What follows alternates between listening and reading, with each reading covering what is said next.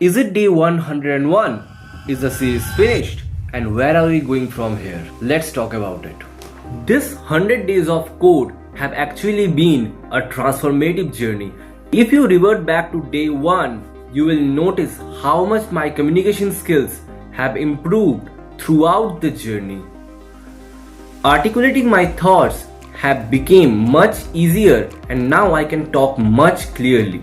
But apart from soft skills, I was also selected for the finals of a national level hackathon and also got chance to be selected in an open source contribution program. And when it comes to the raw tech stack, majority of my peer group in first year are just learning one tech stack. We learned 3 different programming languages. And I also met you all who supported me throughout 100 days of code and been with me coding till the very end. At the end, I would like to express my gratitude for the God to making till here. So where are we moving from here? First, I will be covering the requested videos with shout out to all the requesters.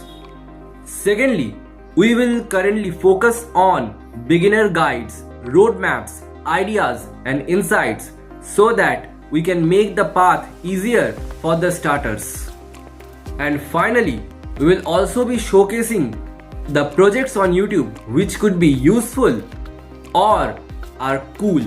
I hope you have got your answers.